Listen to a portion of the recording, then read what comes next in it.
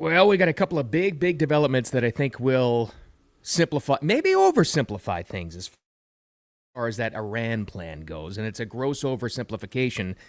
But have you ever gone a whole week without a good gross oversimplification? Sometimes you need that. We're all starting to come together, starting to converge on an agreement on this Iran plan after what the president said yesterday. We'll go over that for a little bit too. But something very funky, big, but funky is going on with Bobby Kennedy's MAHA movement, Health and Human Services. Massive announcement happened yesterday while all this other stuff was going on in the world about getting rid of poisonous foods at one of America's biggest retailers. And yet at the same time, from that same department, they're talking about more booze for everybody. I'm not saying yay or nay either way, but these seem like two different messages from the same department. So it may be happening under his nose. I don't know. And happy Juneteenth. And if you don't really know what Juneteenth is all about, please don't feel bad. It seems to have come to everybody all at once. But the best explanation of this I've ever seen, I'm going to share with you, and why we should accept this for everybody and not make it exclusive. We'll get to all that stuff. But first and foremost, thanks for finding me. Thursday already? Friday Junior? Love it. Thanks for finding the live stream, Wicked Radio live stream, we call it, all part of Wicked Wisdom with Bill Adams on the social media channels. And don't forget about the audio podcast, too. Appreciate that as always. And the downloads there, and you get that wherever you like to get your podcasts. So if you're watching this later on the live stream or listening later, welcome. Just make sure you put follow, notifications on, all that good stuff. Let's get to it. All right. A couple of big developments for this Iran situation, and then we'll get into more domestic things after that. So this is why I say I think we're all starting to come together on this Iran plan, how the country feels about it. And all this consternation and and I've heard it from friends and family, and it's like, oh, it's tearing the country apart. It's tearing President Trump's supporters apart. Can I offer this suggestion to you? Good. When you're talking about war and kind of those international situations, don't you want a lot of debate going into this? Don't you want a lot of conversation? Isn't this what we all wanted, was the information to have it all at our fingertips and then decide for ourselves? Because I do. Because the week and a half, whatever it was, where this thing really kicked up into a serious development, we all got a chance, I think, internally and with our social groups and on social media to try to decide how we feel about this for ourselves. To me, that's a good thing. Now, here's the oversimplification part. And I know that's an oversimplification. I get it. But again, you ever gone a whole week without a good oversimplification? Sometimes it helps you understand things. I think no matter what poll you look at, who you talk to, who your friends are, whatever. In general, here's how it's breaking down as of this morning. Almost everybody, and again, look at any poll you want or people you talk to, almost everybody on earth, even Iranians against that regime, are against that country having a nuclear weapon. Agreed? Capiche? Everybody wants that. The disagreement happens in how you go about it. So, most people, most Americans anyway, still feel that they want Iran to take care of this themselves with our support. That's fine. Here's the interesting development as it's turning out here after the president's announcement. More and more Americans are saying, okay, we'll take care of it. But again, just like with most people, almost all people don't want Iran to have nukes. Almost everybody doesn't want any kind of a long-term conflict. It's all common sense. That's how it's all breaking down, right? We want this taken care of. We don't want a forever war. Preferably, it'd be great if Iran took care of this for us, but if not, we're in the fight. Before the last takeaway, let's go to the president's announcement just yesterday. Here's where we are now, and here's the development. Battle plan has been approved, but the most important thing, and this is why I think most Americans are in agreement, still at this hour, unless things change and listening or watching this later, there's still a chance for Iran to come to the table, according to the president. Look, they should have made the deal. I had a great deal for them. They should have made that deal. 60 days we talked about it, and in the end they decided not to do it, and now they wish they did it. And they want to meet, but it's a little late to meet, but they want to meet, and they want to come to the White House. They'll even come to the White House. So we'll see. I may do that, but it's a shame it could have been done the easy way. But that's true. But that's a big factor in how most Americans, anyway, feel about this thing coming together. They said, okay, but what we don't want, and this is the thing that was supposedly, according to the media, that was splitting the MAGA movement and the Trump supporters in half, which was BS anyway. because there really was no split. There was healthy debate. So don't buy that line of propaganda. What people were looking for, most common sense people, was still giving Iran a chance to come to the table and take care of this themselves and do the right thing, right? That's all we were looking for. Now that the president has confirmed that and saying even at this late hour they can come and negotiate and take care of this and do the right thing, most people are like, okay, they had every chance. Most people, anyway, even though the battle plan has been approved. Here's the other thing that is making everybody sort of come to an agreement. Again, oversimplification, I get it, but still, here's the other thing. A reminder that he said yesterday about his long-standing position on this, about Iran specifically, and about Iran having nukes. For years, decades, he said the exact same thing. He's been incredibly consistent. Even his critics have said he's been incredibly consistent. Citizen Trump, media personality Trump, President Trump on the Iran position. Here was the reminder that came out yesterday that made everybody, mostly everybody, say, okay, well, this isn't some sort of a sudden change. What people were afraid of, maybe even me, was, wait a minute, he gets into the White House, all of a sudden he wants to go war? No, that's not the case.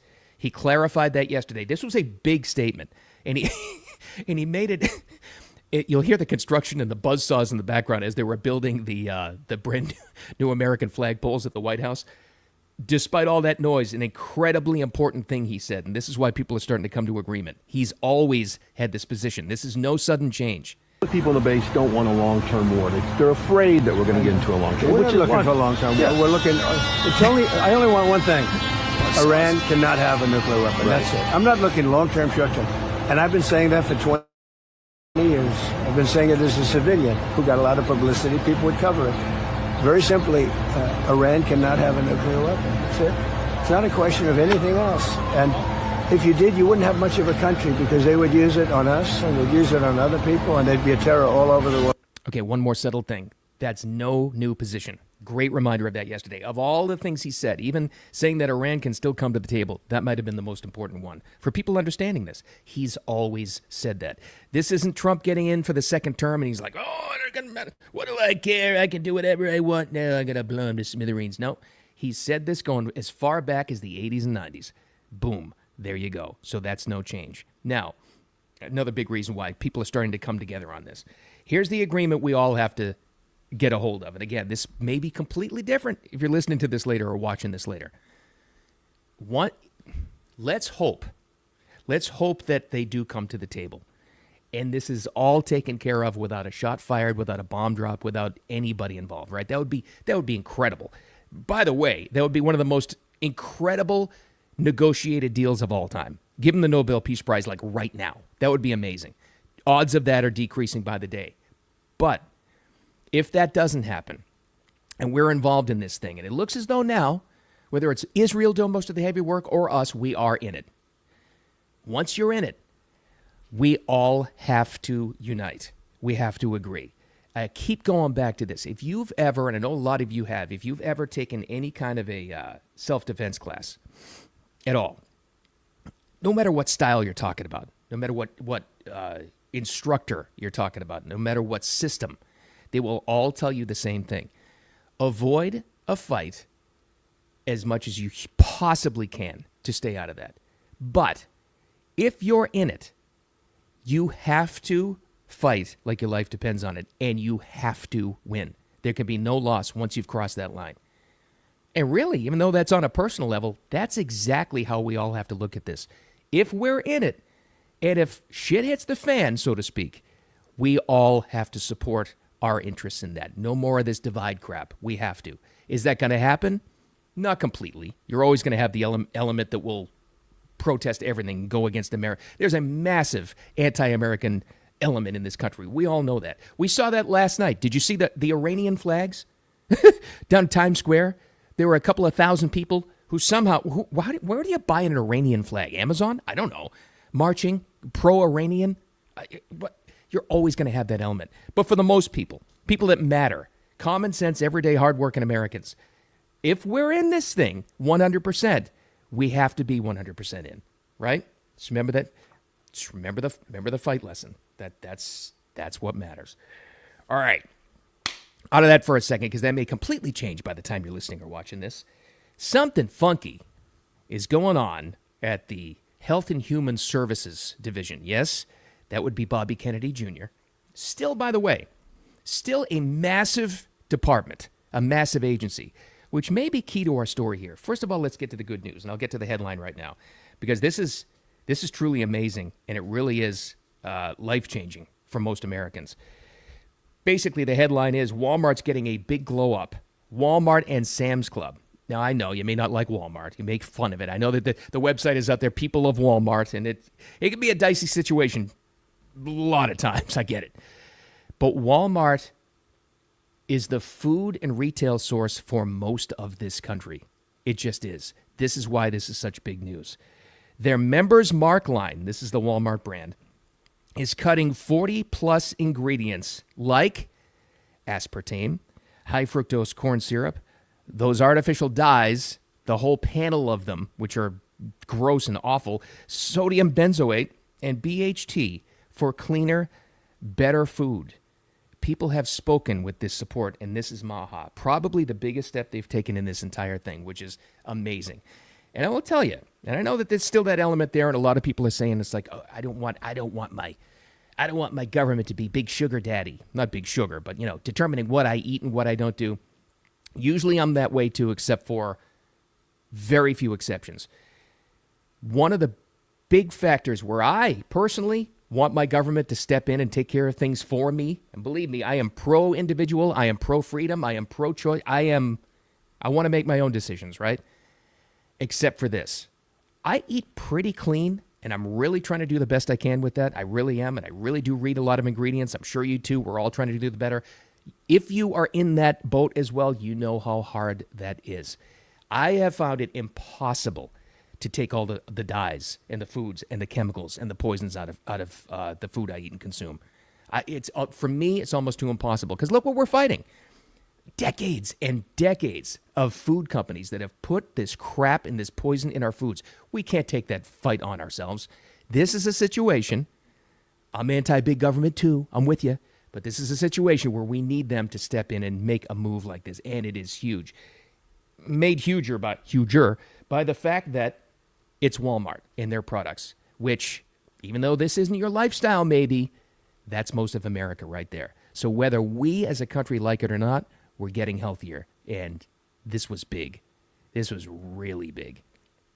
What's the takeaway? I'll tell you what, for the rest of us, even if you don't shop at Walmart, even just a year and a half ago, and I've gone through this myself just because of some food allergies in my own family, I've been scoffed, I've been laughed at, I've been made fun of, I've been, and these are from like restaurant employees, when you ask for certain things, certain dietary restrictions, certain foods.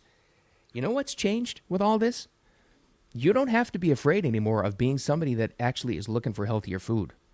There is so much public discussion about this. You're not the freak anymore. So take this and empower yourself with it. Even if you don't shop at Walmart. This whole idea of healthy eating and and trying to eat cleaner, trying to eat better, and trying to be healthier overall, it's cool now. Moves like this have made it cool, and you're not the freak anymore. So don't be afraid to be out in public. Don't be afraid to hide that anymore. That's the first takeaway. That's the first thing you can do.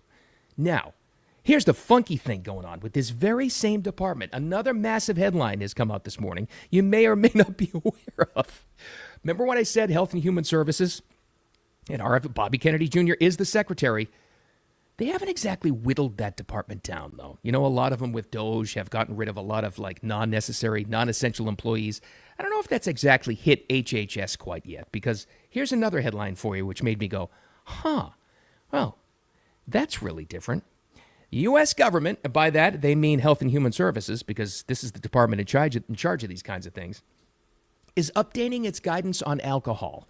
Now, when you see this headline, and I thought the very same thing at first. I thought, oh, they're restricting it now. They're gonna come out now and they're gonna say no alcohol is good, which people have known for years. Because the guidance on alcohol, as we're about to find out, is determined by, guess what, the alcohol companies and the industry. Of course it is. Well, read a little bit more into the headline and in the details, and lo and behold, look what they're getting rid of. They're nixing the recommendation to keeping yourself to 1 or 2 drinks per day. Just saying, Oh, that's okay. You can drink a little bit more as long as it's in moderation. Hold on a minute. Hold on. Time out. So you're telling me the department headed up by Bobby Kennedy Jr., who is in recovery, a complete teetotaler now, who has come out before and spoken out against the dangers of alcohol. This is his opinion, not yours or mine. Is somehow green-lighting this plan to say, it's okay, just as long as it's in moderation. Nah, I don't know about that. I think this one slipped in under his nose because he's worried about the food stuff first. That's my take on this. And remember back, last week, I think it was midweek, I had a story for you about Gen Z, kids in their 20s, early teens and early 20s, and how they just don't drink. They don't drink at all. I mean, the drop-off is incredible. The heaviest drinkers are boomers, and it goes Gen X, then millennials, and it drops down like through the core of the earth for alcohol sales with Gen Z. They just don't do it. So, hold on. Let me stop and think. Who would be most affected by this? Oh, yeah, the alcohol industry. You think they had something to do with this new guideline that says you can have more than a few drinks a day, just, make it in moderation? It's the updated dietary guidelines for America will be released supposedly in the coming weeks, but with some changes are still on the table, they say. Okay, well, let's dig into this a little bit more. Reuters, I know you can't really trust Reuters, but the story is everywhere. I'm just going with their example here. Let's go in a little bit more about what brought this change on. Well, it could be released as early as next month, expected to include a brief statement encouraging Americans to drink in moderation, which is a big change because we've been told about the dangers of them for so long, right? Similar guidelines exist in other countries, for sure, right? They go on to say that. We've all been exposed to the information about even moderate drinking health risks. Yeah, okay, right. Closely watch influence. Let's try to see who the main influence behind this possible change would be. Let's see, bottom of the story with Reuters. Some alcohol executive, says the article, had feared a move towards higher recommendations on alcohol as the World Health Organization upped their warnings. Oh, wait, it gets better. Major industry players, including Diageo, DGE.L, and Anheuser-Busch InBev, that's who owns Anheuser-Busch and all those brands, have lobbied lawmakers throughout the review process. Okay, there you go. So the alcohol industry is determining the alcohol guidelines for Health and Human Services so far. Senate records show companies spent millions on lobbying efforts related to the guidelines. Here's the bottom line, what we already said. Shares in alcohol companies rose shortly after the announcement, with both AB InBev and Diageo's shares hitting an intraday high. You don't say. So the same companies that were severely affected by the new crop of consumers not consuming their product at all, you mean to say that their lobbyists had an effect on this new policy which says you can drink more than 1 or 2 drinks a day? Just, moderation. We'll throw that word on there just in case. Right. Always look at who's behind any of these agencies' changes. Now, maybe the most important part of the entire story was change is supposed to take effect in a few weeks. Maybe. So we got this weird situation going on. We got Bobby Kennedy Jr. cracking down on the poison in food and the food dyes and getting through to a major retailer. Today's news with Walmart and Sam's Club. And yet the same department is pushing this and letting the lobbyists from the alcohol industry determine this new change. I think what's going on here is that they slipped this under his nose because that's still a massive department. He wasn't completely aware of it. I would be shocked if these guidelines take place and they let him do it. Absolutely amazing. Unless those lobbyists are even more important and more powerful than we ever thought. I don't know. But when it comes to a major policy change like this, always look to see who has put the money behind making the change. That's amazing. That's absolutely amazing. Story last week about kids, Gen Z not drinking, all of a sudden change in the drinking recommendations. Isn't that funny? That shouldn't shock anybody. All right, we'll see what happens with that. Also, today, You may have the day off because it is a federal holiday. It is Juneteenth. If you still don't understand what Juneteenth is, please don't feel bad. I'm with you. It seemed to have come out of nowhere, even though it didn't. Here's a little background and the understanding of the entire thing for all of us. So here's the explanation of what it is. Juneteenth, first of all, this is why you shouldn't feel bad. 62% of us know what Juneteenth is celebrating. That's a massive rise from last year even, because I remember that number. But that's also a massive part of the country that has no idea what the hell this is. And I think a big reason for that is the name. We're very much into labeling in our country, in our society. And the name is kind of goofy, you got to admit, even though the cause is very important. Congress made it a federal holiday back in 2021. That wasn't that long ago. So if all of this seems so sudden, you don't understand what the hell Juneteenth is, completely understandable. Don't let yourself feel bad about it. It celebrates the end of slavery in the U.S., but it's something more about that. Here's the background of the situation. President Lincoln signed, as we all know, the Emancipation Proclamation January 1st, 1863. Texas is the main player here. Galveston, Texas, the slaves were not freed. It took 2.5 years later after that because talk about lobbyists, the Texas farmers wanted another couple of seasons to get in there. So on June 19th, that would be today, 1865, 160 years ago today, the Army came into town in Galveston and said, no, you're free. Go home, leave, start your own farms, whatever the hell it is. Oversimplification. Now, it's new to a lot of people, but it's not a new concept. Even though it's a new federal holiday, the best explanation I have ever heard from this thing, and I happened to just stumble on this in one of the social media channels. You know the band, The Roots? They came up with an incredible little explanation, which I'm sure is a kid's video of this, to try to explain it. And they put it to the tune of what we all used to watch with Schoolhouse Rock. You know, I'm Just a Bill. They had that kind of music in the background. And listen to this video for this explanation. This is the best of all of it I have ever heard.